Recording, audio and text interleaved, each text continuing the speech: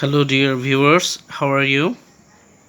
Welcome again to our English second paper class for class 11 and 12. Today, I have selected a topic. You can see on the top of the page that how to deal with completing sentence. Dear students, I know that most of the times you fall in trouble dealing with the completing sentences and you find it very difficult. But now I am going to tell you to deal with a completing sentence very on a very easy way. For that, I have selected a question from Holy Cross College, and I am going to show you that how to solve the problem whenever we get this kind of exercise. Okay, let's see. Dear students, you can see a question on the page. For your better understanding, I would also use Bangla. At the very beginning of the sentence, you can see that industry is the key to success. It's very easy, and I think all of you know it well. If you work hard, you will shine in life. Okay? If you work hard, you will shine in life. Number 2, corruption is the main hindrance to development. It is high time. এখানে এক লক্ষণীয় বিষয় যে এখানে একটা phrase আছে, ইট is high time, এবং এরপর কোনো সাবজেক্ট দেয়া নেই। যদি সাবজেক্ট দেয়া না থাকে তাহলে আমাদের দুইভাবে এটা করার সুযোগ রয়েছে। আমরা যদি ইট ইজ হাই টাইম দেখি, তারপরে যদি সাবজেক্ট সংযুক্ত করি, তাহলে আমাদের অবশ্যই এরপরের ভার্বটিকে পাস্ট টেন্সে রাখতে হবে। আর যদি সাবজেক্ট না নিয়ে এসে সরাসরি ভার্ব নিয়ে আসি, তাহলে আমাদের টু যুক্ত ভার্বের প্রেজেন্ট ফর্ম নিয়ে আসতে হবে, অথবা ভার্বের সাথে আইএনজি যুক্ত করতে হবে। তাই আমরা এটাকে কীভাবে করতে পারি? It is high time we stopped corruption. আমরা অন্য কিছু দিয়েও করতে পারতাম সেন্টেন্সটাকে, কিন্তু করব না, বিকজ আমাদের এর পূর্বে বা সংলগ্ন সেন্টেন্সটিকে খেয়াল করতে হবে অবশ্যই, সেটা করাপশন সম্পর্কে আলোচনায় আসছে। সুতরাং এখানে অবশ্যই করাপশনের বিষয়টি থাকতে হবে, লক্ষণীয় বিষয়। Number C, Robi is an HEC candidate. He is studying hard. Lest যুক্ত থাকলে পরে আমাদের যে সাবজেক্টটি আসবে তারপরে অবশ্যই শুড নিয়ে আসতে হবে। He is studying hard lest he should fail in the exam. He should fail in the exam. সে কঠোর পরিশ্রম করছে যাতে সে পরীক্ষায় ফেল না করে। লেস্ট একটি নেগেটিভ শব্দ, এর ভিতরেই না শব্দটি লুকায়িত আছে, না অর্থটি লুকায়িত আছে।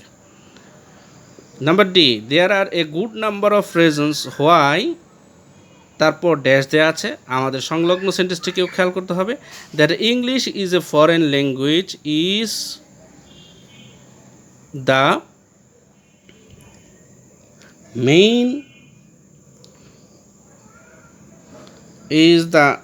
Main reason. এখানে আমরা খেয়াল করছি যে সংলগ্ন সেন্টেন্সে ইংরেজি সাবজেক্টের কথা আছে। There are a good number of reasons why students, তাহলে আমরা নিয়ে আসতে পারি ফেল ইন দ্য এক্সাম।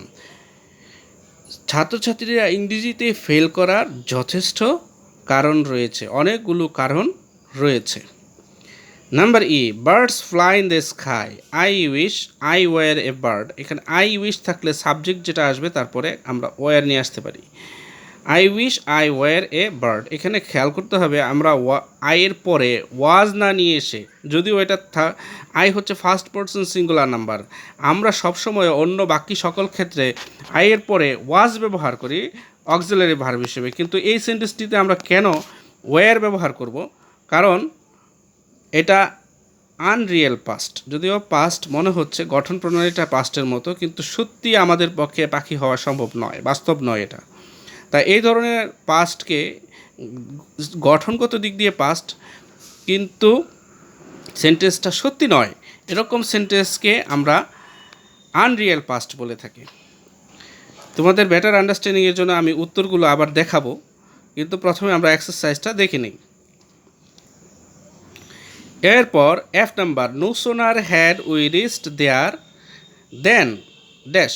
তারপর আমরা একটু খেয়াল করলে দেখতে পাবো, unless we went there earlier we would miss the beginning of the program. তাহলে এখানে প্রোগ্রামের কথা বলা হয়েছে। No sooner had we reached দেয়ার, আমরা এখানে একটু খেয়াল করব, নো সোনার হ্যাড যুক্ত বাক্যটি সচরাচর দেনের আগের অংশ, সচরাচর কি সবসময় দেনের আগে আমাদের পাস্ট পারফেক্ট টেন্সের স্ট্রাকচার ব্যবহৃত হয়, এবং দেনের পরে আমাদের সবসময় পাস্ট ইনডিফিনিট টেন্সের স্ট্রাকচার ব্যবহৃত হয়। তাই আমরা এখানে পরে যে ক্লোজটা নিয়ে আসবো সেটা অবশ্যই পাস্ট ইনডিফিনিট টেন্সের মধ্য থেকে হতে হবে। No sooner had we reached there than the programme started, past indefinite tense হয়ে গেল। It is G number, it is very good very cold outside, বাইরে অনেক ঠান্ডা। You had better stay at home, had বেটারের পর আমাদের ভার্বের present form ব্যবহার করতে হয়েছে, আমরা খেয়াল করব। হ্যাড বেটারের পর ভার্বের প্রেজেন্ট ফর্ম ব্যবহার করি। Don't worry dash, don't worry I dash after I have finished my study. Don't worry I will help you after I have finished my study, ভয় পেও না, আমি আমার পড়ার শেষে তোমাকে সাহায্য করব। I number, success does not come to a man automatically, সফলতা কোনো মানুষের কাছে আপনা আপনি আপতিত হয় না। When a man works hard in a systematic way, যখন একজন মানুষ নিয়মানুবর্তিতভাবে চেষ্টা করে, he must succeed in life, সে অবশ্যই জীবনে সফল হবে। H number, life should not be considered a bed of roses, it is full of sorrows and sufferings, জীবনকে পুষ্পসজ্জা হিসেবে আখ্যায়িত করা ঠিক নয়, এটা দুঃখ ও বেদনায় পরিপূর্ণ। এখন আসো আমরা প্রত্যেকটা এক্সারসাইজের পাশাপাশি উত্তরগুলো বলেছি, তোমাদের বেটার আন্ডারস্ট্যান্ডিংয়ের জন্য আমি বলেছি, আমি উত্তরগুলো আবার একসাথে লিখিতভাবে দেখিয়ে দেব। নাম্বার এতে আমরা বসিয়েছিলাম you will shine in life. Number B, we stopped corruption. Number C, we should fail in the exam. Number D, students fail in English. E, I wear a bird. F, the program started. G, stay at home. H, will help you. I, he must succeed in life. এবং J, a bed of roses. Dear viewers, we have selected these topics from Holy Cross College test examination. আমরা এই completing সেন্টেন্সে বিভিন্ন ধরনের structure ব্যবহার হতে দেখব। এই ক্ষেত্রে আমরা যত বেশি এক্সারসাইজ করব এবং সেই এক্সারসাইজগুলোর স্ট্রাকচার, সেন্টেন্সের যে স্ট্রাকচার সেটা খেয়াল করব, তাহলে আমাদের একটা এক্সারসাইজের অভিজ্ঞতা আমরা অন্য একটি এক্সারসাইজে ব্যবহার করতে পারবো।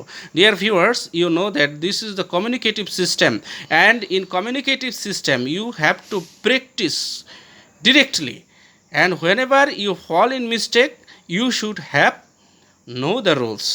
This is called communicative system, practice, and all of you have to know that practice makes a man perfect. There is no alternative of this practice again and again. Dear viewers, thank you everybody, thank you for watching.